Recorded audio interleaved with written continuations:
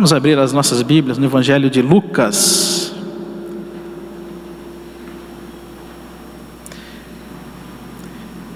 Evangelho de Lucas, capítulo 23.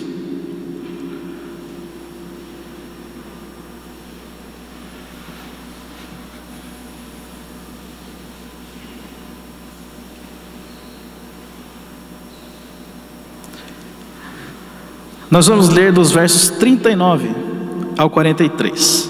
Lucas está relatando aqui o momento da crucificação de Jesus. A partir do verso 33 ele já começa a relatar que Jesus estava no Calvário e que foram crucificados com ele mais 2 homens. E eu quero ler com vocês para meditarmos nessa manhã a partir do verso 39. Lucas 23, a partir do verso 39. Um dos malfeitores crucificados blasfemava contra ele, contra Jesus, e dizia assim: não és tu o Cristo? Salva-te a ti mesmo e a nós também. Respondendo-lhe, porém, o outro repreendeu, dizendo: nem ao menos temes a Deus, estando sob igual sentença? Nós, na verdade, com justiça, porque recebemos o castigo que nossos atos mereceram, mas este nenhum mal fez. E acrescentou: Jesus, lembra-te de mim quando vieres no teu reino. Jesus então lhe responde: em verdade te digo que hoje estarás comigo no paraíso. Em verdade te digo que hoje estarás comigo no paraíso. Na verdade, os 4 evangelhos, eles relatam que Jesus foi crucificado com mais 2 pessoas, com mais 2 homens, ou 2 malfeitores, como nós estamos vendo aqui. Mateus, ele diz no evangelho dele que esses homens eram 2 ladrões. Mateus e Marcos dizem que esses 2 ladrões estavam insultando a Jesus, estavam blasfemando contra Jesus. João simplesmente diz que Jesus foi crucificado no meio de 2 ladrões, de 2 malfeitores. Mas Lucas, ele lança um foco, uma luz maior à história desses homens. Lucas se preocupa mais, ele entra mais neste momento em que Jesus está sendo crucificado com esses 2 malfeitores. Ele dá mais atenção a esse fato histórico e a esses personagens, e também um diálogo que houve entre essas 3 pessoas, os 2 malfeitores juntamente com Jesus. No relato de Lucas, então, ele diz que um deles estava se dirigindo a Jesus para insultar a Jesus. Ele estava blasfemando contra Jesus.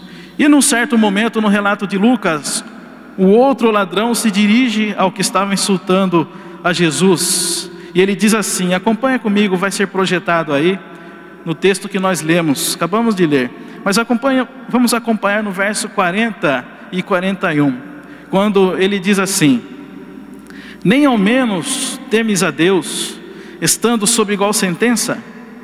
Nós, na verdade, com justiça, porque recebemos o castigo que nossos atos mereceram, mas este nenhum mal fez. E algo interessante na repreensão desse ladrão, assim que podemos dizer, é que ele diz assim: você nem ao menos teme a Deus. Ele está dizendo o seguinte: você nem ao menos considera a Deus, você nem ao menos tem o temor a Deus, você ignora a Deus, você não tem zelo por Deus. Estudando, preparando a mensagem, eu comecei a meditar sobre as consequências que a falta de temor, ela traz em nossas vidas. A falta de zelo a Deus, a Jesus Cristo, o nosso Senhor, ela ocasiona em nossas vidas. E aí eu pergunto para os irmãos, vamos fazer uma breve reflexão agora, para a nossa vida, para a nossa realidade. Será que em cada expressão nossa, em nosso local de trabalho, será que em cada expressão nossa, no meio em que nós vivemos, perante a família, ou em qualquer outro meio social em que vivemos, há temor a Deus? Será que em cada expressão do nosso ser, de nossa vida, há temor a Deus? Será que há temor a Deus em nossas palavras? Será que há temor a Deus em nossas atitudes? Será que há temor a Deus em nosso viver diário? E a pergunta que eu faço para os irmãos é: será que nós temos considerado a Jesus? Quantas vezes na semana, eu não vou nem perguntar diariamente, mas quantas vezes na semana você pensa em Jesus? Quantas vezes na semana você relembra as palavras de Jesus? Quantas vezes na semana você medita naquilo que Jesus manda fazer? E você se preocupa em fazer aquilo que Jesus manda? Muitos cânticos, muitos adesivos, e em muitas expressões as pessoas dizem: eu amo a Jesus. Eu lembro, eu fui na primeira marcha para Jesus, eu nem lembro que ano que foi. Tinha mais de 1 milhão de pessoas, muitos jovens, com faixas na cabeça, escrito: eu, coraçãozinho, Jesus, eu amo Jesus, eu amo Jesus, e cantava e pulava, e Jesus, ei, ei, ei, Jesus é o nosso rei. Mas será que nós amamos a Jesus? E quando nós amamos a Jesus, a nossa vida é uma expressão de temor a Deus. Então Jesus, no Evangelho de João, capítulo 14, no verso 21, ele diz assim: aquele que tem os meus mandamentos e os guarda, é esse que me ama. Não é com as palavras da nossa boca, mas se nós temos os mandamentos e os guardamos, nós temos zelo, nós consideramos a Cristo, e assim nós o amamos. Mas a falta de temor a Cristo, a nossa falta de temor a Deus, ela nos torna pessoas injustas em nosso julgar. A falta de temor a Deus em nossas vidas nos torna pessoas apressadas em nosso falar. Nos torna pessoas surdas, porque não gostam de ouvir a Deus, e pessoas que não obedecem a Deus. A falta de temor a Deus, o não ouvir, o não guardar e não ter os mandamentos de Cristo nos torna pessoas orgulhosas e também pessoas altivas. Vamos observar então no verso 39, vamos voltar um pouquinho no verso 39, que vai ser projetado aí. Vamos ver a atitude daquele outro ladrão que estava se dirigindo a Jesus. Diz assim: um dos malfeitores crucificado, ele blasfemava contra Jesus. Ele dizia assim: você não é o Cristo? Você aí não é o Filho de Deus? Salva-te a ti mesmo e a nós.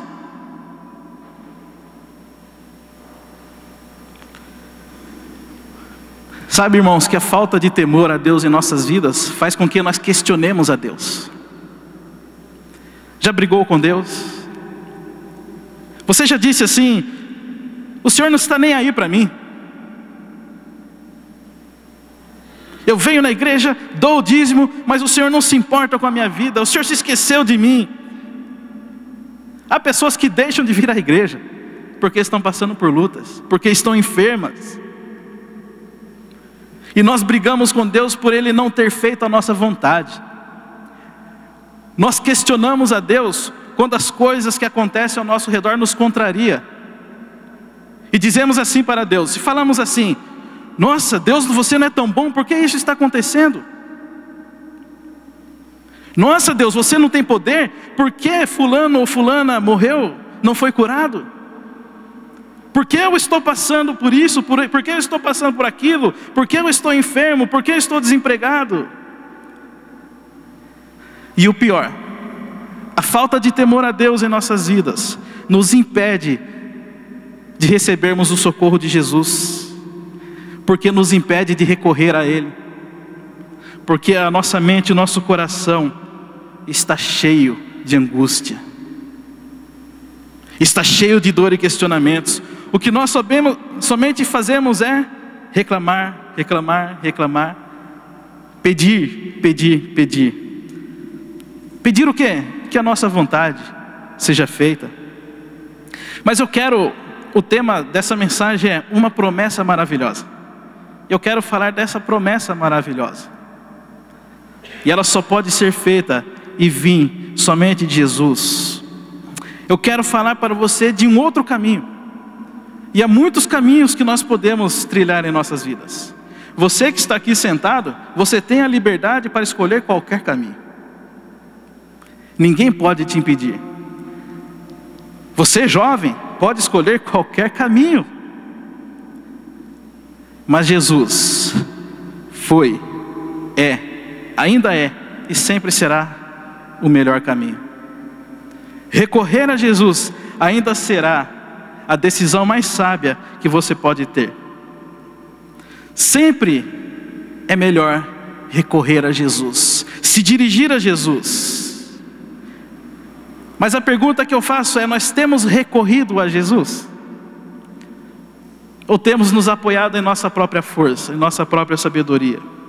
Ou ao menos, será que nós sabemos recorrer a Jesus? Você sabe recorrer a Jesus? Será que os cristãos têm sabido recorrer a Jesus? O problema é que as pessoas acreditam que recorrer a Jesus é ficar pedindo as coisas para Ele. É colocar diante de Jesus uma lista de intercessões, uma lista de pedidos. Mas recorrer a Jesus, meus irmãos e minhas irmãs, é se dirigir a Ele e dizer assim: eu sei que não mereço. Jesus, eu sei que eu não posso. Jesus, eu não tenho nada. Jesus, eu sou fraco. Jesus, eu sou pecador. Eu errei e eu erro. E nós temos grande dificuldade de nos dirigirmos a Jesus assim. Recorrer a Jesus é se dirigir a Ele como um saco de pano vazio. Um saco de pano vazio, sem muitas palavras, sem muitos questionamentos, apenas arrependidos e isento de sentimento de méritos, vazios de nós mesmos. Eu disse saco de pano porque o saco de plástico ainda aventura voar quando venta e cai, enrosca nos fios e cai em terrenos sujos, não tem direção, porque aventura caminhar com as pernas, aventura voar, e nós nos aventuramos a voar. É melhor nos dirigirmos a Jesus como sacos de panos vazios, porque nós não temos nada a lhe dar, nós não temos nada a lhe oferecer, só temos a recorrer a Ele. Observe comigo, no verso 42, e acrescentou o ladrão. Ele disse assim: Jesus, lembra-te de mim quando vieres no teu reino. Quantas coisas ele poderia ter dito a Jesus naquele momento? Quantas coisas? Ele poderia insultar a Jesus, ele poderia blasfemar, questionar, mas ele dirigiu a Jesus pouquíssimas palavras. Ele disse assim: Jesus, lembra-te de mim quando vieres no teu reino. Sabe por quê, meus irmãos e minhas irmãs? Aquele homem, ele estava tomado por um sentimento de miséria própria, de auto-miséria. Aquele homem estava tomado por sentimento de impotência. Não havia naquele homem sentimento de questionamentos. Não havia naquele homem sentimento pretensioso que fosse. Tanto é que no verso 41, ele se dirige ao outro e diz: nós estamos sendo condenados porque nós erramos. Nós não merecemos nada senão a morte. O pedido que ele faz é simplesmente: Jesus, lembra-te de mim. Livre de qualquer sentimento de revolta, livre de qualquer sentimento de rebeldia, livre de qualquer sentimento de orgulho, sem as muitas palavras, sem os muitos belos discursos, sem prometer nada. Ele diz: Jesus, lembra-te de mim. Pergunto aos irmãos e às irmãs: como você tem se dirigido a Jesus? Como você tem recorrido a Jesus? Como você tem buscado a Jesus? Quais são as palavras que você dirige a Jesus?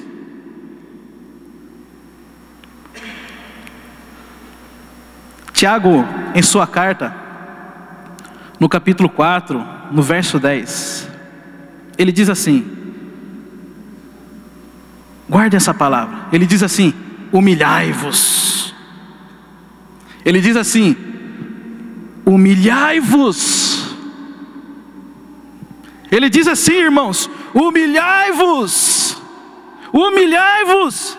Ele diz, na presença de Deus, e Ele vos exaltará.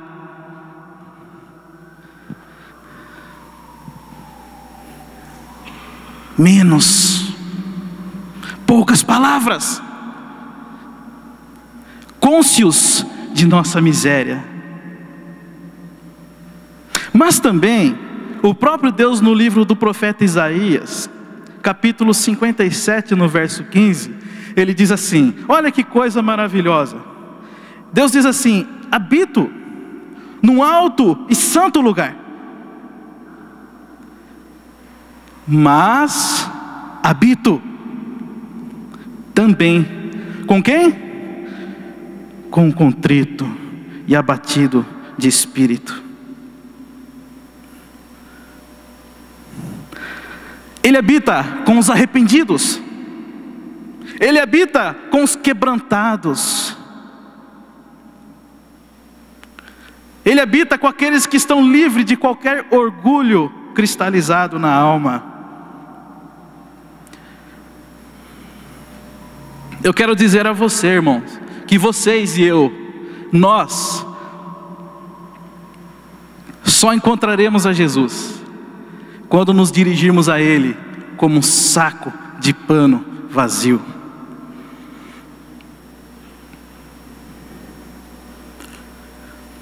Como posso fazer isso? Quando eu olho para dentro de mim, quando nós olhamos para dentro de nós e reconhecemos a nossa miséria. Nós somos miseráveis. A miséria dos nossos pecados, a miséria das nossas palavras, a miséria dos nossos pensamentos, a miséria dos nossos atos e a miséria dos nossos desejos. Quando então, irmãos e irmãs, prestem minha atenção, tivermos a consciência verdadeiramente da miséria que há em nós, nós nos dirigiremos a Jesus com pouquíssimas palavras, desejando mais ouvi-lo do que lhe dirigir as muitas palavras e os muitos pedidos. Observem agora comigo no verso 43.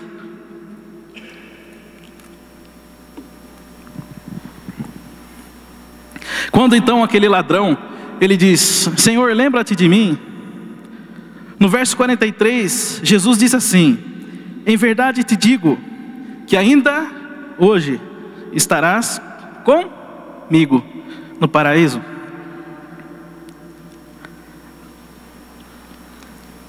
Quando aquele homem se dirige a Jesus, humildemente, quando aquele homem se dirige a Jesus quebrantado, quando aquele homem se dirige a Jesus vazio de si mesmo, Jesus então o escuta. Jesus então se dirige a ele, olha para ele, e Jesus então fala com ele. E Jesus então faz uma promessa maravilhosa para ele: ainda hoje você estará comigo no paraíso. A palavra paraíso, o termo paraíso, é um termo persa. Ele surgiu porque os reis persas, eles tinham em seus belos palácios também belos jardins.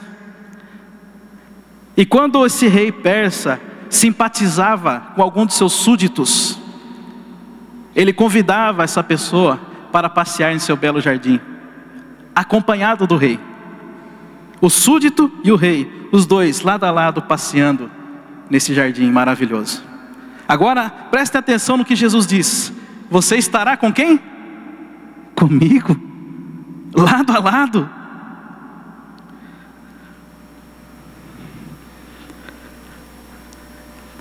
Como você está vivendo com Jesus hoje? Se você for dar uma nota para a tua vida com Jesus, que nota você daria? Que tipo é o relacionamento que você tem com Jesus? Eu quero dizer para você que Jesus é vivo. Eu quero dizer para você que Jesus é real. Eu quero dizer para vocês que Jesus está presente e é presente em nossas vidas. Ele não é um mito, ele não é uma história. Ele não é uma história parada, mas Ele é o presente, Ele é o hoje. Os olhos dele estão sobre as nossas vidas. Ele sabe o que acontece em tua vida, em minha vida, conhece os nossos pensamentos. Jesus conhece a tua dor, meu irmão e minha irmã. Jesus conhece a tua tristeza, Ele conhece a tua luta, Ele conhece a tua enfermidade, a dificuldade que você passa. Mas antes de qualquer coisa, preste atenção nisso que eu quero dizer para você.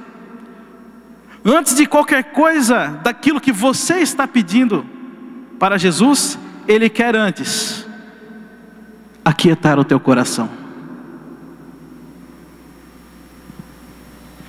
Nós não sabemos nem o que pedimos.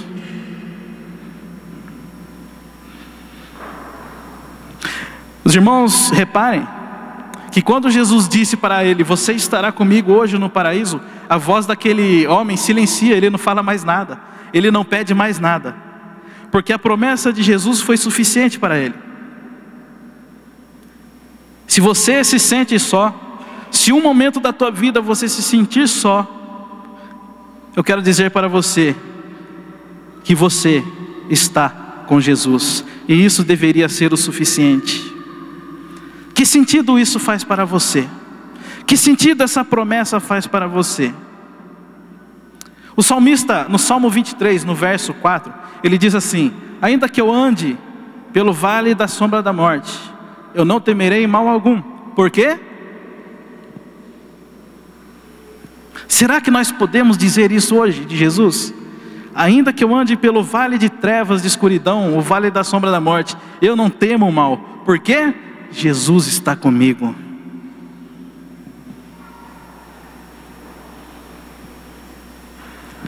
Sabe, irmãos, não há problema em recorrer aos médicos. Nós recorremos aos médicos. Eu recorro aos médicos, vocês recorrem aos médicos. Não há problema em recorrer aos medicamentos.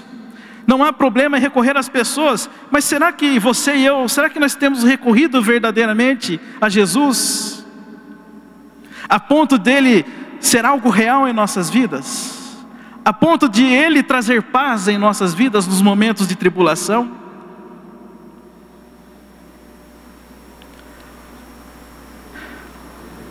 Eu quero dizer para você que Jesus continua curando. Continua curando, Ele não deixou de curar. É que nós não recorremos a Ele.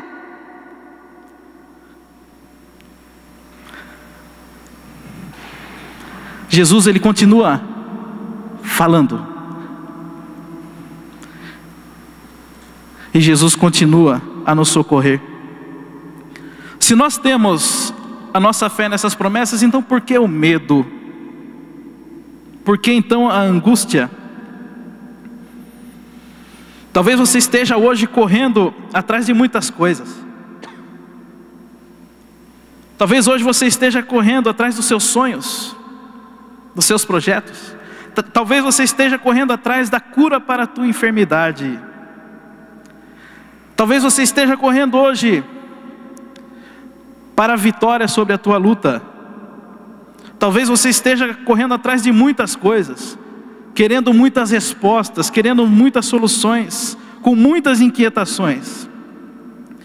Mas nós precisamos saber que Jesus basta. E isso deveria nos alimentar, irmãos. Paulo, ele faz um pedido para Jesus por 3 vezes. Ele apresenta o mesmo pedido a Jesus 3 vezes. Paulo, e Jesus então se dirige a ele e diz o quê? Paulo, a minha graça te basta. E nós questionamos a Jesus quando não nos dá algo que nós estamos pedindo.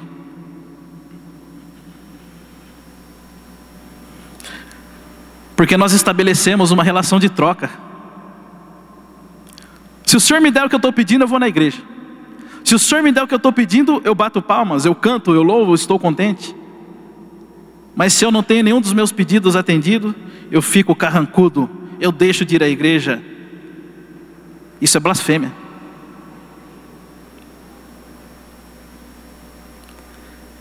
Mas nós deveríamos nos folgar na promessa de Jesus: eu estou com você e você está comigo.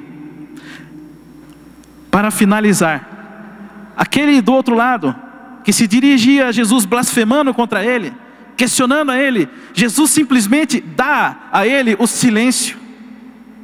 Jesus sequer conversa com ele. Mas aquele outro que estava sendo condenado pelo mesmo crime, ele se dirige a Jesus e diz: Jesus, lembra-te de mim. Jesus então se dirige a ele, o escuta, o vê e fala com ele. E faz a ele uma promessa maravilhosa: ainda hoje você estará comigo. E eu quero trazer esse verbo para o presente. Ainda hoje você está comigo. Porque esse futuro já chegou para nós. Jesus é vivo, Ele é real. Ele tem conhecimento das nossas vidas. Mas Ele não está preocupado em nos enchermos de bênção, em atender a nossa lista de desejos. O que Ele quer fazer é que você se sinta satisfeito com a sua graça, com a sua presença maravilhosa em nossas vidas, com a companhia dEle em nossas vidas. Quero dizer aos irmãos, e eu falo isso de experiência, de convicção, que não há nada mais precioso do que estar com Jesus, do que estar ao lado, acompanhado de Jesus. E Ele promete hoje estar ao teu lado, se você recorrer a Ele, vazio, sem nada, com as mãos limpas, descalços, dizendo: Jesus, tão simplesmente, lembra-te de mim. As muitas palavras não nos garantem que Ele vai nos atender, mas um coração quebrantado, transformado, contrito, livre de méritos e merecimentos. Vamos ficar em pé.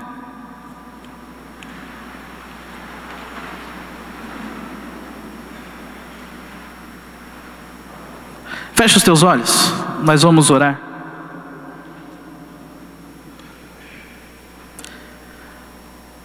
Senhor Jesus, o nosso pedido hoje, o nosso maior desejo é que o Senhor lembre de nós. Nós poderíamos apresentar aqui, Senhor, uma lista de pedidos, angústias que estão nos cortando, que estão nos esmerilhando, preocupações, dores, enfermidades. Muitos são os pedidos que nós poderíamos dirigir a Ti. Mas, Senhor Jesus, a nossa palavra diante de Ti nesse momento é: lembra-te de nós, porque nós não somos nada, nós não temos nada. Ai de nós se não fosse o Senhor. Quebranta o nosso coração, Senhor Jesus. Esvazia-nos de nosso orgulho, para que nós possamos alcançar misericórdia e graça em tempo oportuno. Nós recorremos a Ti, Senhor, porque não temos nada. Tudo que temos, se é que podemos chamar de alguma coisa, se é que podemos dar um nome, de tudo tudo que temos, nada pode fazer o que o Senhor pode fazer em nossas vidas. É precioso estar com o Senhor. É preciosa essa promessa que o Senhor faz de estar ao nosso lado. Isso, Senhor Jesus, nos basta. Enche o nosso coração de alegria com a Tua presença. Em Teu nome que nós oramos. Amém.